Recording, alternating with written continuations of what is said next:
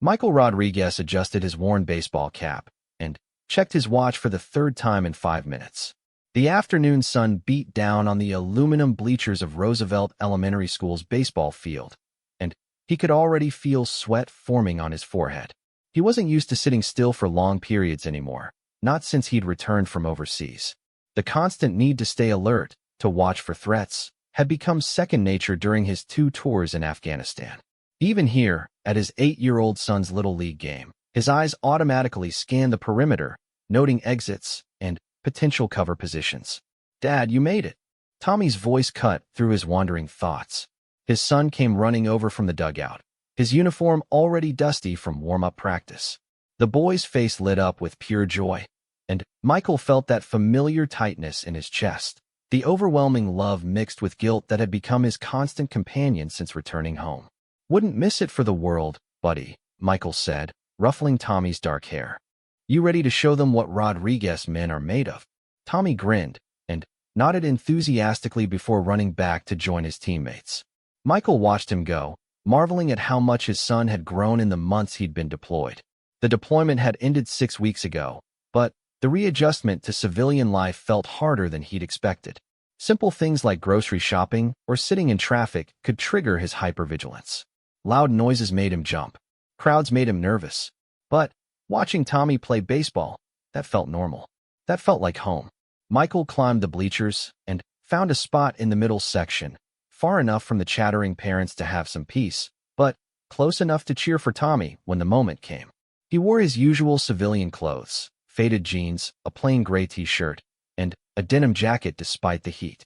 The jacket had become like armor for him, something to hide behind when the world felt too overwhelming.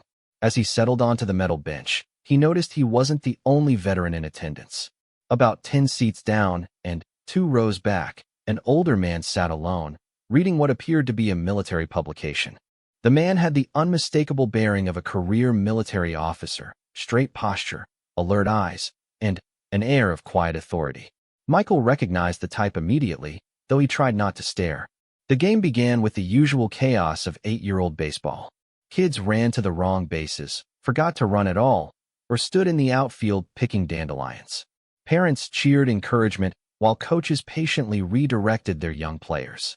Michael found himself relaxing for the first time in weeks as he watched the innocent joy of children playing America's pastime.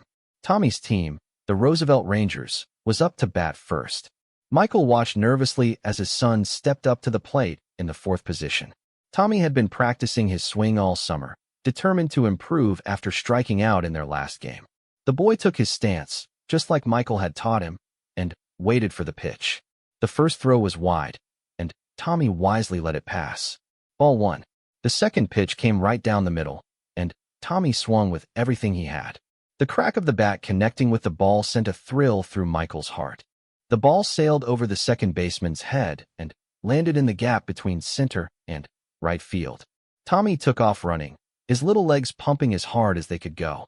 "That's my boy," Michael shouted, jumping to his feet along with the other parents. He watched with pride as Tommy safely reached first base, then second as the opposing team scrambled to retrieve the ball. By the time they threw it back to the infield, Tommy was standing on second base with a huge grin on his face. The joy of the moment was interrupted by a commotion behind him. Michael turned to see the older veteran he'd noticed earlier approaching slowly, his eyes fixed on something about Michael's appearance. The man had the weathered face of someone who'd seen decades of military service, with gray hair and sharp blue eyes that seemed to take in every detail. "Excuse me, son," the older man said in a voice that carried the authority of command.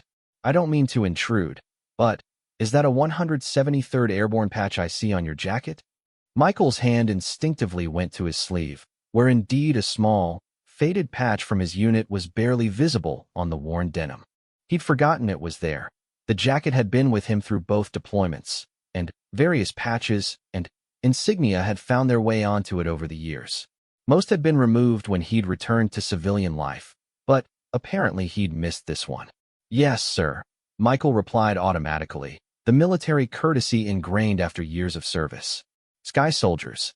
The older man's expression changed immediately, his stern features softening with something that looked like recognition mixed with deep emotion.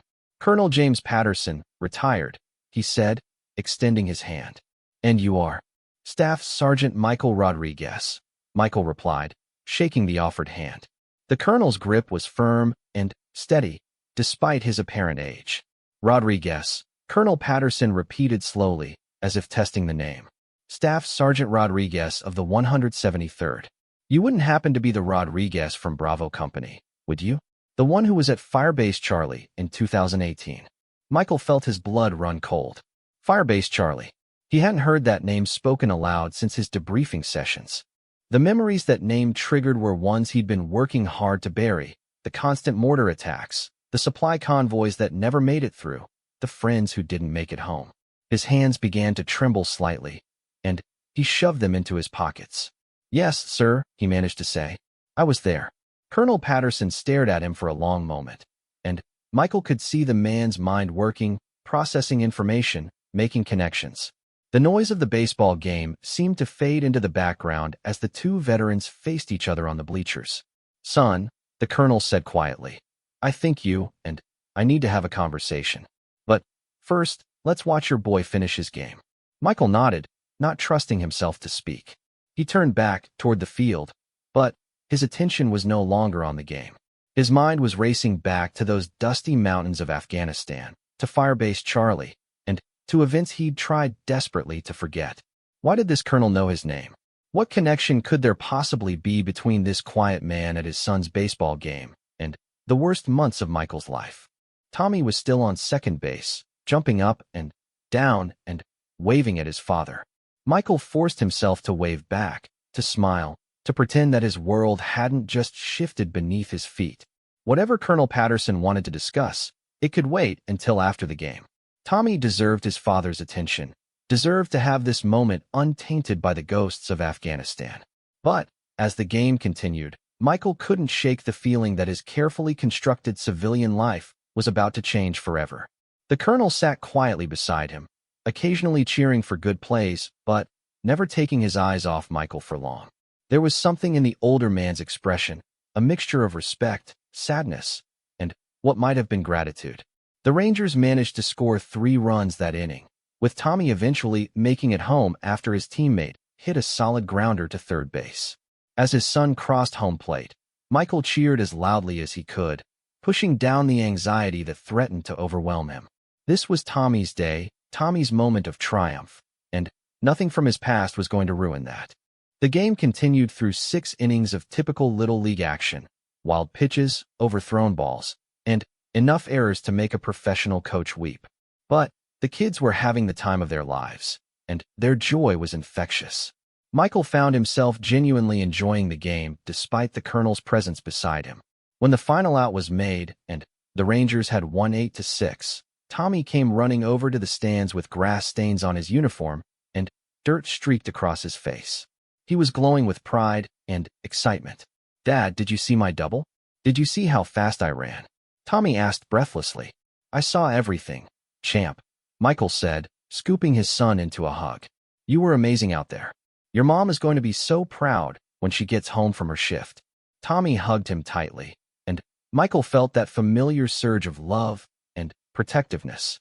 This was what mattered. This was what he'd fought for overseas, the right for his son to grow up free, to play baseball on summer afternoons, to be a kid without fear. Tommy, Michael said, I want you to meet someone. This is Colonel Patterson. He's a soldier like Daddy was. Tommy looked up at the older man with wide eyes. Are you a real colonel? Like in the movies? Colonel Patterson smiled, and his stern features transformed into something grandfatherly. I was young man. But now I'm just a grandfather who likes watching baseball games. You played very well today.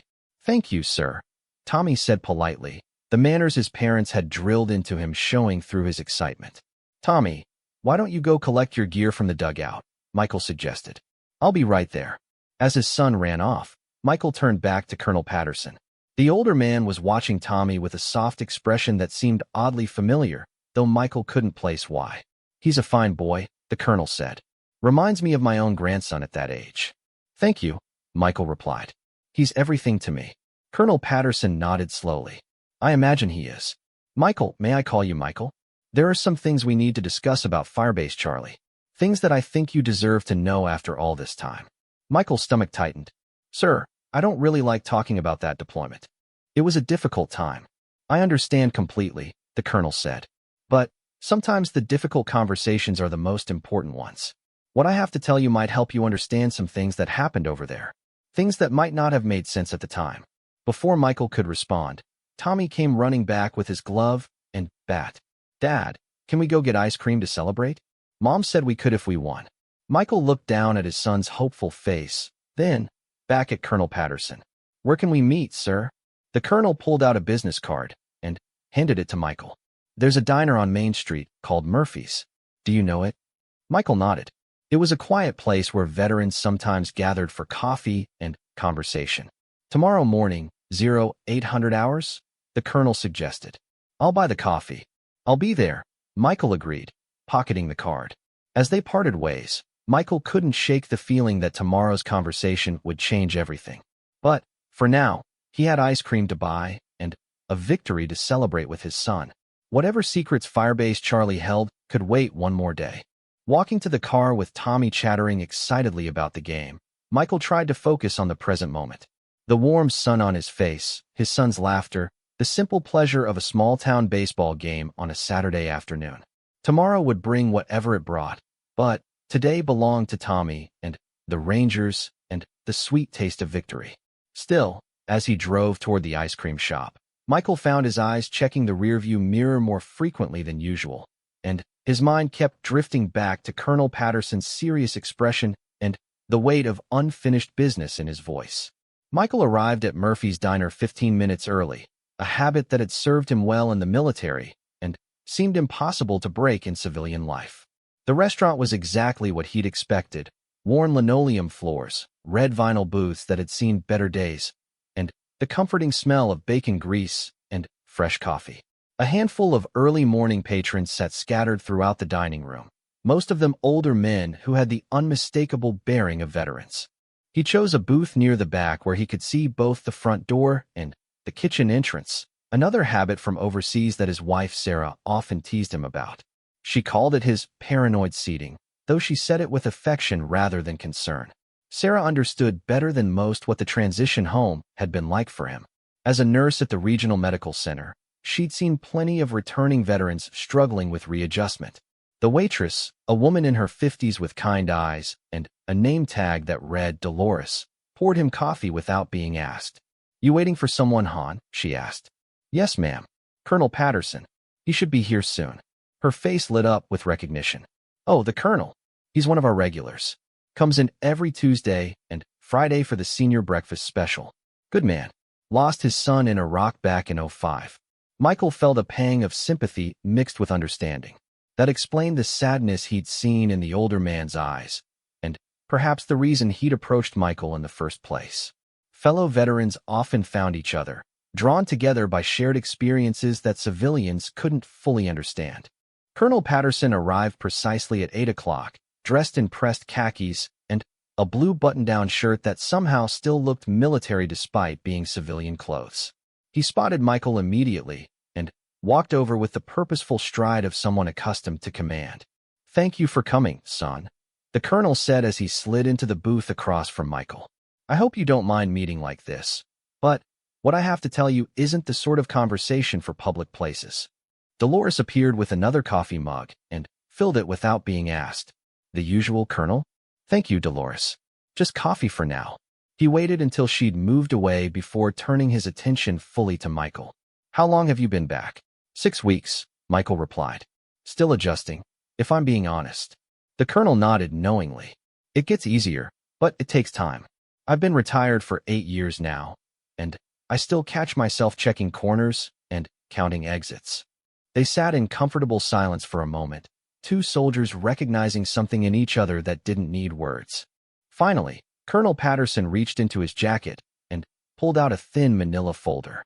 "What I'm about to tell you is classified information that was declassified just 6 months ago," he began. "For operational security reasons, the men who served at Firebase Charlie were never told the full scope of what they were part of. You deserved to know then, and you deserve to know now." Michael's coffee mug froze halfway to his lips. Firebase Charlie had been a small outpost in Cunha province, so remote and seemingly insignificant that most of the soldiers stationed there had joked about being forgotten by command. They'd spent 8 months getting hit with mortar attacks, dealing with supply shortages, and wondering why they were defending what appeared to be an empty piece of mountainside. "Sir, I'm not sure I want to relive that deployment," Michael said carefully. "My therapist and I have been working through some things, and I'm finally sleeping through the night." Colonel Patterson's expression softened. "I understand, and I wouldn't ask you to revisit painful memories without good reason. But what you and your men did at Firebase Charlie saved thousands of American lives. You have a right to know that." Michael set down his coffee mug with shaking hands. "Thousands of lives? Sir, we were just trying to survive. We felt like we were accomplishing nothing out there." "That's exactly what we wanted you to feel," the colonel said gently. "And I'm sorry for that. The isolation, the apparent lack of mission purpose. It was all carefully designed to maintain operational security around one of the most important intelligence operations of the war." Opening the folder, Colonel Patterson pulled out several photographs that had been partially redacted with black marker. Even with the classified portions blocked out, Michael could see they were aerial reconnaissance photos of the area around Firebase Charlie. "What you couldn't see from ground level," the colonel explained, "was that your firebase was positioned directly above a network of caves that served as a major Taliban command and control center. The enemy had been using that location for years to coordinate attacks across 3 provinces." Michael studied the photographs, trying to reconcile what he was seeing with his memories of that desolate mountainside. "We never saw any significant Taliban activity, just the occasional mortar attack and some small arms fire." "That's because you were never supposed to engage them directly," Colonel Patterson said. "Your job, though you didn't know it, was to be the bait that kept them in place while we gathered intelligence." The words hit Michael like a physical blow. Bait. Every communication device they had was being monitored. Every meeting in those caves was being recorded. Every tactical plan they made was being intercepted and analyzed by intelligence specialists hundreds of miles away. But for the operation to work, they had to believe they were safe in their mountain hideout. Colonel Patterson pulled out another document, this one heavily redacted but bearing official seals and signatures. "Your presence at Firebase Charlie convinced the Taliban leadership that the Americans had no idea about the caves. They became careless, overconfident. For 8 months, they conducted their operations as if they were completely secure." Michael felt sick. "You're telling me that every attack we suffered, every night we spent in the bunkers, every friend we lost, it was all part of some intelligence operation?" "The attacks were real, and your responses to them were crucial," the colonel said firmly. "If you hadn't fought back convincingly, if you hadn't shown the appropriate level of concern and defensive posture, the enemy would have become suspicious. Your courage under fire maintained the illusion that Firebase Charlie was just another isolated outpost." Michael's mind reeled as he tried to process this information. Staff Sergeant Williams, who'd been killed by a mortar round in month 6.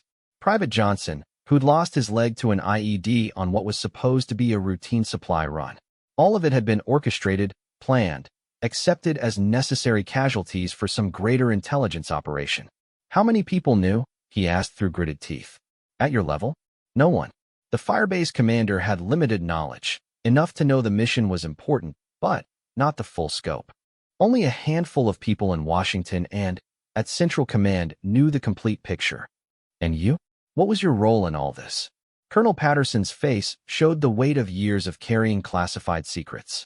"I was the operational commander for the intelligence gathering portion of the mission. I monitored every report from Firebase Charlie, analyzed every enemy communication we intercepted, and made the decisions about how long to let the operation continue." The revelation hit Michael like a sledgehammer. This man had been watching him and his soldiers struggle for survival while sitting safely in some air-conditioned command center, treating their lives like pieces on a chessboard.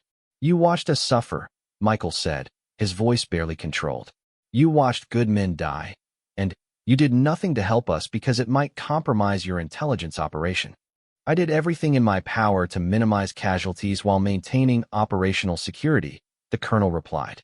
"Every supply drop was carefully planned. Every tactical decision was analyzed for its impact on your safety. But, you're right, I made the choice to prioritize the intelligence mission over immediate relief for your unit. Michael stood up abruptly, his chair scraping against the floor loud enough to draw attention from other patrons. I need some air. He walked outside into the morning sunshine, but the warmth did nothing to ease the cold fury building in his chest. Everything he'd believed about his service, about the sacrifices he and his men had made, had been built on a lie. They hadn't been forgotten heroes holding a meaningless outpost. They'd been unwitting participants in an elaborate deception, their suffering carefully calculated and deemed acceptable for the greater good. Colonel Patterson followed him outside, but kept his distance, seeming to understand that Michael needed space to process what he'd learned. There's more, the colonel said quietly. The intelligence your unit helped gather led to the capture of over 200 Taliban fighters and the disruption of a planned attack on Kabul that would have killed thousands of civilians. The operation was considered one of the most successful intelligence coups of the entire war. Michael turned to face him, anger and confusion warring in his expression. Are you telling me this to make me feel better? Because it doesn't. It makes me feel like we were used. You were used, Colonel Patterson admitted. But you were used to save lives. American lives, Afghan lives, coalition partner lives. The intelligence we gathered didn't just stop one attack. It allowed us to map the entire Taliban command structure in that region. And the cost was acceptable to you? The nightmares my men still have? The PTSD? The marriages that didn't survive the deployment? No, the colonel said firmly. The cost was never acceptable to me. Every casualty report that crossed my desk felt like a personal failure. Every night that I authorized continuing the operation instead of extracting your unit was a choice that haunts me to this day. Michael laughed bitterly. Is that why you're telling me this now? Trying to ease your own conscience? Partly, Colonel Patterson admitted, but mainly because you and your men deserved recognition for what you accomplished. The official records show only that you served with distinction at a remote outpost. They don't reflect the true importance of your sacrifice or the impact of your service. Recognition from who? This is all classified. We can't exactly put it on our resumes. The colonel reached into his jacket again and pulled out another document. This is a citation for the Presidential Unit citation that your firebase earned. It was classified until last month, but it's now part of your permanent military record. Your unit's actions have been officially recognized at the highest levels. Michael took the document with trembling hands and read it slowly. The formal language described their exceptional meritorious service and vital contribution to national security objectives, without revealing the classified details of the operation. It's not enough, Michael said, but his anger was beginning to give way to something more complex, a mixture of pride, sadness, and a strange sense of closure. No, it's not enough, the colonel agreed. Nothing could be enough to compensate for what was asked of you. But it's a start toward giving you the recognition you've always deserved.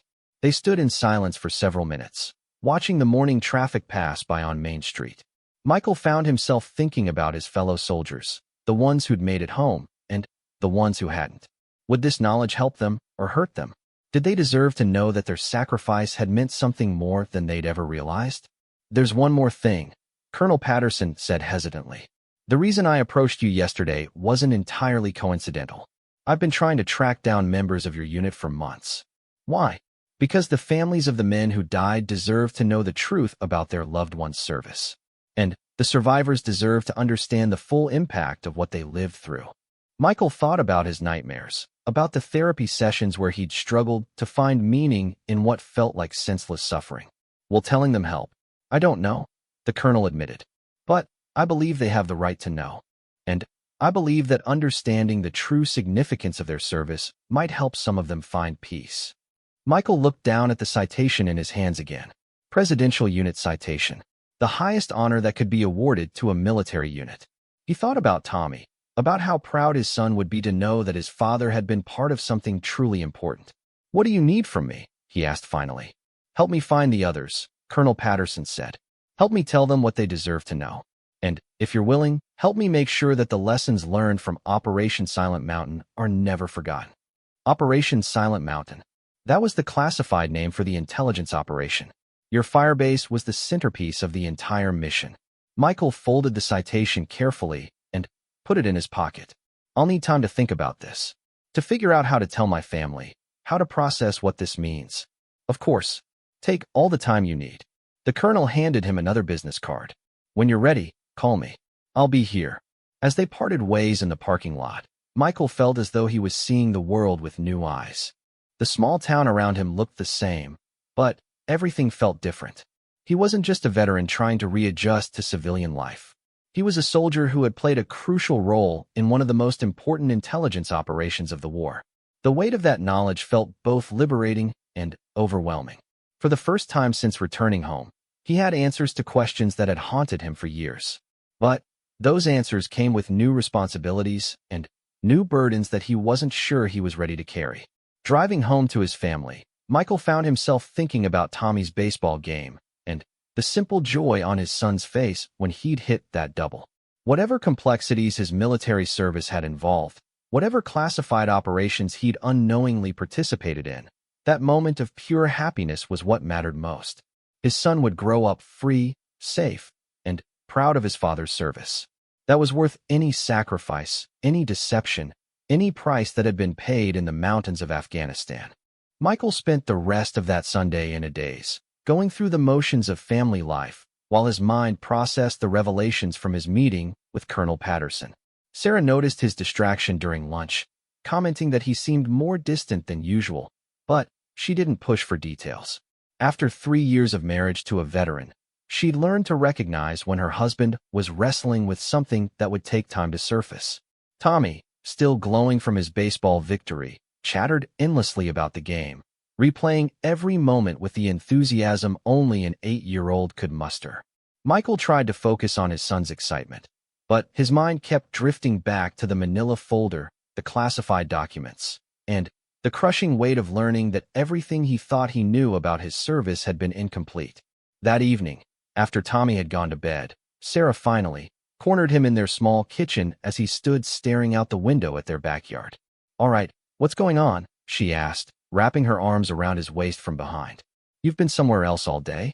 Did something happen at the game yesterday?" Michael leaned back into her embrace, drawing comfort from her warmth and the familiar smell of her shampoo. "I met someone, a retired colonel who knew about my deployment to Firebase Charlie." Sarah's grip tightened slightly. Firebase Charlie was a name Michael rarely spoke aloud, and when he did, it usually preceded a difficult night of restless sleep and haunting memories. "What did he want?" she asked carefully. "To tell me things about that deployment that I never knew. Things that were classified until recently." Michael turned in her arms to face her. "Sarah, what if I told you that everything I thought I knew about my time over there was wrong?" She studied his face with the clinical attention of someone trained to read distress in others. "What do you mean, wrong?" Michael struggled to find the words that would convey the magnitude of what he'd learned without revealing classified details that might still be sensitive. "We weren't just holding a remote outpost.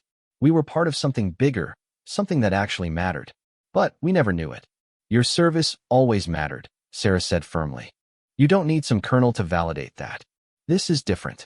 Michael walked to the kitchen table and sat down heavily. "This is about learning that people died under my command not because of random Taliban attacks, but because someone in Washington decided their deaths were an acceptable price for an intelligence operation." Sarah sat across from him, her expression shifting from concern to alarm. "Michael, you're not responsible for the decisions made by people above your pay grade. You know that, right?" "Do I?" He rubbed his face with both hands.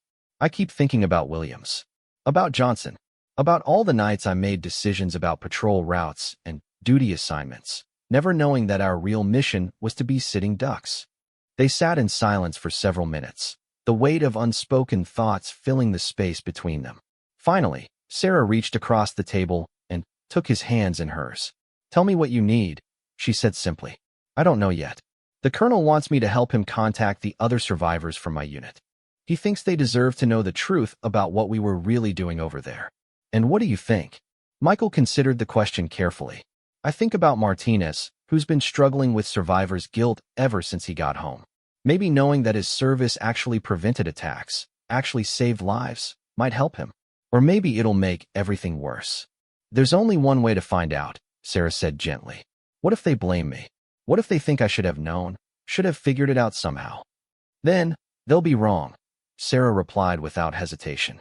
You were a staff sergeant, not a general.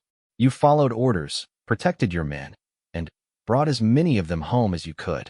The fact that there was a bigger picture you weren't allowed to see doesn't change any of that. Over the next few days, Michael found himself returning repeatedly to Colonel Patterson's business card. He'd started to dial the number several times, but always hung up before completing the call. The knowledge he'd been given felt like a burden he wasn't sure he was strong enough to share with others. On Wednesday evening, as he helped Tommy with his math homework, his son looked up from his worksheet and asked, "Dad, why do you seem so sad lately?" The directness of the question caught Michael off guard. "I'm not sad, buddy. Just thinking about some grown-up stuff." "Is it about the army?" Tommy asked with the intuitive wisdom that children sometimes display. You get that look when you're thinking about army stuff. Michael set down his pencil and really looked at his son.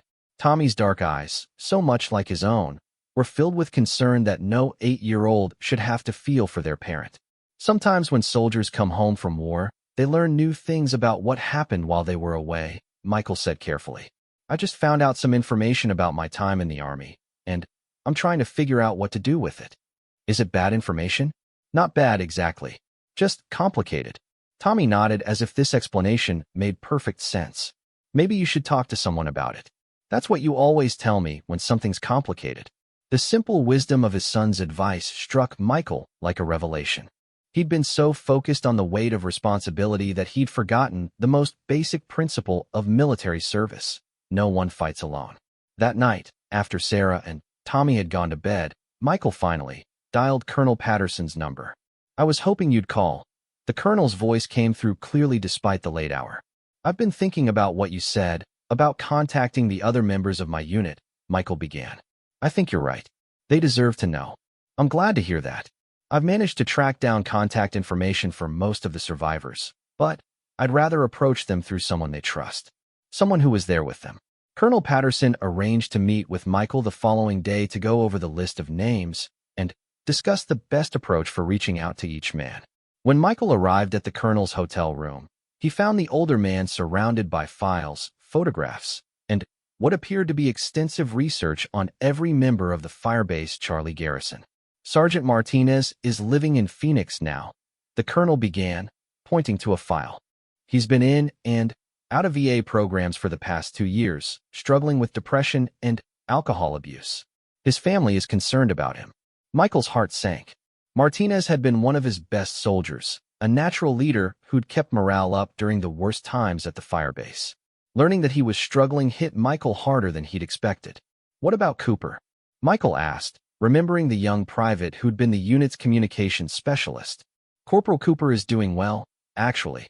He's working as an IT technician in Colorado and seems to have adjusted well to civilian life. But, according to his VA records, he still has questions about the purpose of your mission at Firebase Charlie.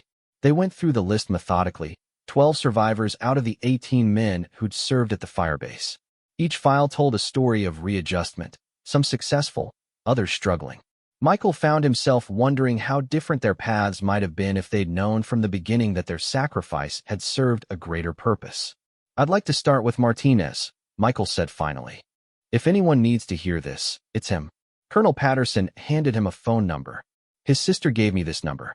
She says he's been asking questions about Firebase Charlie lately, wondering why they were stationed there, whether their service meant anything. That evening, Michael sat in his kitchen with his cell phone, staring at the number for nearly an hour before finally dialing. The phone rang 4 times before a familiar voice answered. Hello, Martinez? It's Rodriguez. Michael Rodriguez. There was a long pause, then a sound that might have been a sharp intake of breath. Holy shit. Sarge, is that really you? Yeah, it's me. How are you doing, brother? Another pause, longer this time. I'm hanging in there. How did you get this number? It's a long story. Listen, I know this is out of the blue, but I need to see you. There are some things about Firebase Charlie that you need to know. Things that were classified until recently. What kind of things? The kind that might help answer some of the questions you've been asking about why we were there. Martinez was quiet for so long that Michael wondered if the call had been dropped. Finally, his old soldier's voice came through, hoarse with emotion. I've been having a real hard time, Sarge. Been wondering if any of it meant anything, you know? If Williams and Johnson and the others died for anything more than just holding some worthless piece of ground. It did mean something, Martinez. More than you know. Can you get to Phoenix this weekend? I'll fly out and explain everything. You do that. We're brothers, aren't we? We look out for each other. The flight to Phoenix gave Michael time to think about how to approach the conversation with Martinez. Colonel Patterson had provided him with a briefing packet containing the declassified information about Operation Silent Mountain, but Michael knew that data and statistics wouldn't be what Martinez needed to hear.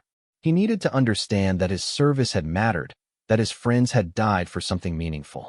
Martinez met him at the airport, and Michael was shocked by his appearance. The strong, confident soldier he remembered had been replaced by a man who looked decades older than his 28 years. Martinez was thinner than he should have been, his eyes shadowed with exhaustion and pain.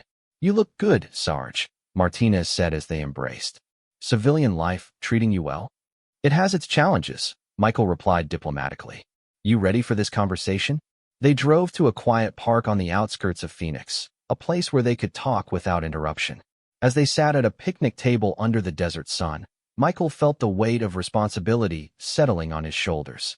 What he was about to tell Martinez could change everything for the struggling veteran. "Before I start," Michael said, "I want you to know that everything I'm about to tell you is true, but it's also classified information that was only recently declassified. You can't share the details with anyone who doesn't have clearance." Martinez nodded, his attention completely focused. "Our time at Firebase Charlie wasn't what we thought it was," Michael began. And then, slowly, carefully, he told Martinez everything Colonel Patterson had revealed. About Operation Silent Mountain, about the intelligence operation, about the Taliban command center hidden in the caves below their position. As Michael spoke, he watched Martinez's expression change from confusion to disbelief to something that might have been relief. When he finished, Martinez sat in silence for several minutes, staring out at the desert landscape. "So Williams didn't die for nothing," Martinez finally said, his voice barely above a whisper. "No, brother. He died saving thousands of lives. They all did." Martinez wiped his eyes with the back of his hand. "I've been carrying this guilt, wondering if I could have done something different, if I could have saved them somehow. But if it was all part of some bigger plan, it doesn't make their deaths any less tragic," Michael said gently. "But it does mean their sacrifice served a purpose greater than any of us realized at the time." For the first time since Michael had arrived, Martinez smiled, a real smile that reminded Michael of the young soldier he'd once known. "Thank you for coming out here to tell me this, Sarge. I know it couldn't have been easy. We're family, Martinez. Firebase Charlie family. And family looks out for each other." As they parted ways at the airport, Michael felt a sense of accomplishment that he hadn't experienced since returning from Afghanistan. He'd given Martinez something invaluable, the knowledge that his service had meaning, that his friends hadn't died in vain. But there were still 10 more conversations to have, 10 more brothers who deserved to know the truth about their service. And with each call he made, each meeting he arranged, Michael began to understand that telling this story wasn't just about giving closure to his fellow veterans. It was about honoring the sacrifice of those who didn't come home and ensuring that their legacy was understood and remembered. Operation Silent Mountain had ended years ago, but its impact on the lives of everyone who served at Firebase Charlie was just beginning to be understood. 6 months after his first meeting with Colonel Patterson, Michael found himself back on the bleachers at Roosevelt Elementary School's baseball field. The season had ended and begun again. The leaves had turned and fallen and grown back green, and Tommy had grown another inch and improved his batting average considerably. But this Saturday afternoon was different from that first encounter that had changed everything. Sitting beside him were 3 other men, all wearing casual civilian clothes, all carrying themselves with the unmistakable bearing of combat veterans. Martinez had driven up from Phoenix, looking healthier than he had in years, his eyes clear and his smile genuine. Cooper had flown in from Colorado, taking time off from his IT job to be here. And Thompson, the former medic who'd saved more lives than anyone could count during their deployment, had made the trip from Michigan. On the field, Tommy was playing in what had become the most important game of his Little League season, not because of standings or trophies, but because his father's military brothers were there to watch him play. The boy had been nervous about meeting these men who meant so much to his dad, but his anxiety had quickly transformed into excitement when they treated him like the most important person in the world. "That's your boy at second base?" Cooper asked, pointing to where Tommy stood ready for action, his glove held high and his attention focused completely on home plate. "That's him," Michael replied with unmistakable pride. "He's been working on his fielding all season." The past 6 months had been a whirlwind of phone calls, meetings, and emotional conversations as Michael and Colonel Patterson had reached out to every survivor from Firebase Charlie. Each conversation had been different. Some men had been relieved to learn the truth about their service. Others had struggled with anger about being kept in the dark, and a few had simply been grateful to reconnect with their brothers in arms. But, gradually, a plan had emerged from those conversations. Led by Colonel Patterson and organized by Michael, they had decided to establish a memorial fund in honor of the 6 men who didn't make it home from Firebase Charlie. The fund would provide support for veterans struggling with readjustment and ensure that the legacy of Operation Silent Mountain would continue to save lives long after the classified files were sealed away. "Incoming," Martinez called out, pointing toward the parking lot where Colonel Patterson was walking toward the bleachers. The older man had become a fixture in all their lives over the past months, working tirelessly to help them process the revelations about their service and to ensure their sacrifice was properly recognized. "Gentlemen," the colonel said as he climbed up to join them, "sorry I'm late. Traffic from the airport was heavier than expected." "No problem, sir," Thompson replied. "Game just started, and Rodriguez's boy is already making plays." Colonel Patterson settled onto the bench beside them, and for a moment, they all watched the organized chaos of 8-year-old baseball in comfortable silence. It had taken months, but these men had formed something that went beyond their original military bond. They were family now, connected not just by shared trauma but by shared understanding and mutual support. "Any word from Washington?" Cooper asked quietly. Colonel Patterson nodded. "The Secretary of Defense has approved the memorial proposal. Construction will begin next month at Arlington National Cemetery. It will be small, but it will ensure that Williams, Johnson, and the others are remembered for what they really accomplished." Michael felt a familiar tightness in his throat. The memorial had been his idea, born from late-night conversations with Sarah about the need to honor their fallen brothers properly. It wouldn't be a large monument, just a simple stone marker with their names and a plaque explaining their role in Operation Silent Mountain. But it would be permanent, official recognition that their sacrifice had meant something. "There's something else," the colonel continued, lowering his voice. "The CIA has requested a briefing from you 4 about the operational realities at Firebase Charlie. They want to use your experiences to improve future intelligence operations." Martinez laughed, a sound that had been rare before he'd learned the truth about their deployment. "They want to know how to better lie to their bait, you mean? They want to know how to better protect their assets while maintaining operational security," Colonel Patterson corrected gently. "Your feedback could save lives in future operations." A loud crack from the baseball field interrupted their conversation as Tommy connected solidly with a pitch, sending the ball sailing over the heads of the outfielders. The men on the bleachers erupted into cheers, jumping to their feet to watch the boy round the bases with the confidence that had taken his father months to rediscover. "That's our boy," Thompson shouted, using the possessive pronoun that had become natural among them. In the months since reconnecting, they'd all become unofficial uncles to Tommy, each bringing something different to the boy's life. Martinez taught him Spanish phrases and told him stories about his father's leadership under fire. Cooper helped him with his math homework and explained how computers worked.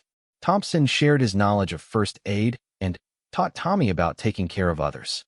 As Tommy crossed home plate to score, he looked up at the stands and waved at his extended military family. The joy on his face was infectious, and Michael found himself thinking about how much his life had changed since that first encounter with Colonel Patterson. The nightmares hadn't disappeared entirely, but they came less frequently now. Understanding the purpose behind his deployment had given context to memories that had once felt senseless and traumatic. He'd started sleeping through the night more often, and Sarah had noticed that he seemed more at peace with himself. "You know what I think about sometimes?" Cooper said as they settled back onto the bleachers.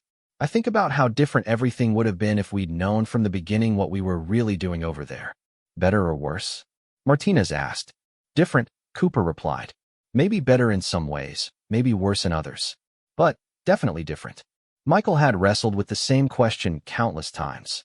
Would knowing the truth have made their deployment easier or harder to endure? Would it have saved lives or cost more lives? Would the weight of knowing they were bait have been easier or harder to bear than the confusion of seeming purposelessness?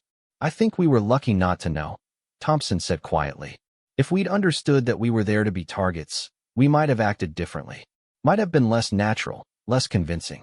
The operation worked because we were genuinely confused, genuinely frustrated, genuinely just trying to survive and do our jobs.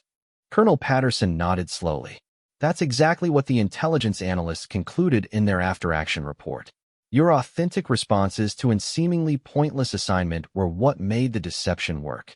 A cheer from the crowd drew their attention back to the game as Tommy's teammate hit a solid double, driving in 2 runs.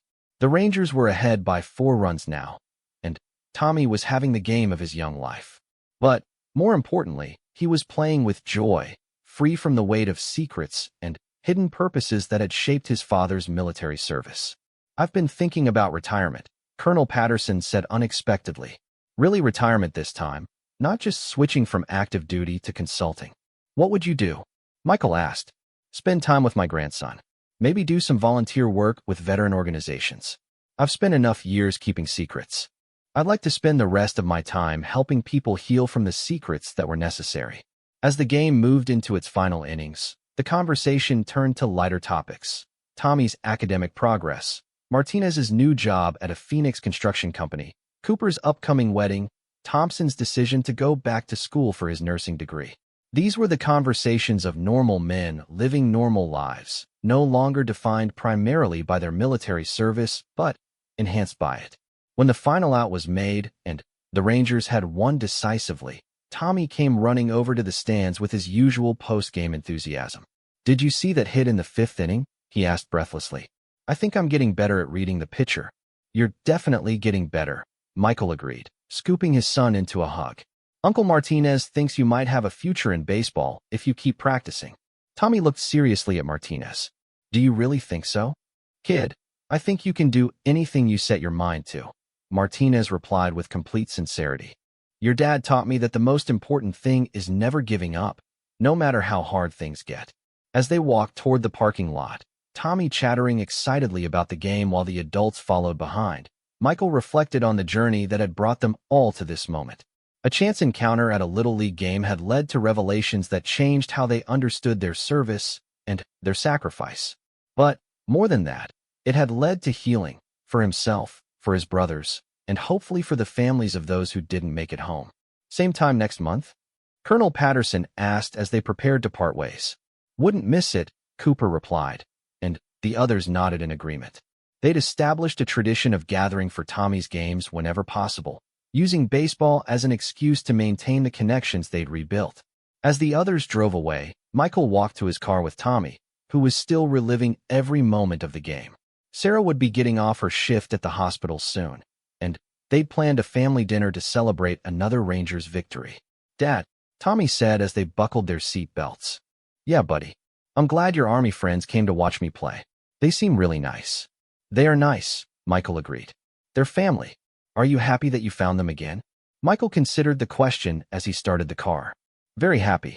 Sometimes good things come from unexpected places. As they drove home through their small town, past familiar streets and ordinary houses where ordinary families were living ordinary lives, Michael felt a deep sense of gratitude. Not just for the freedom that allowed his son to play baseball on Saturday afternoons, but for the complex chain of events that had led him to understand the true value of his military service. Firebase Charlie would always be a difficult memory, marked by loss and hardship and the fog of war. But it was no longer a source of confusion or meaningless suffering. It was part of a larger story, a story of sacrifice and service and the sometimes hidden ways that good people working together can make the world safer for children like Tommy. That evening, as he tucked his son into bed, Tommy asked one more question. Dad, when I grow up, Do you think I'll do something as important as what you did in the Army?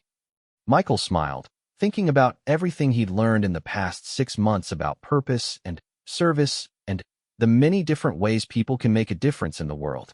Tommy, I think you're already doing something important every day. You're being a good son, a good student, and a good teammate. You're growing up to be the kind of person this country needs. That's just as important as anything I did in the Army. As he turned off the bedroom light and headed downstairs to spend the evening with Sarah, Michael reflected on how much his perspective had changed. Military service was just one way to serve something greater than yourself. Being a father, a husband, a member of a community, these were also forms of service, different but equally valuable. The secrets of Firebase Charlie had been revealed, the truth about Operation Silent Mountain had been told, and the sacrifice of his fallen brothers had been properly honored. But the most important mission, raising his son to be a good man in a complicated world, was just beginning. And, unlike his deployment to Afghanistan, this was a mission he understood completely from the very first day.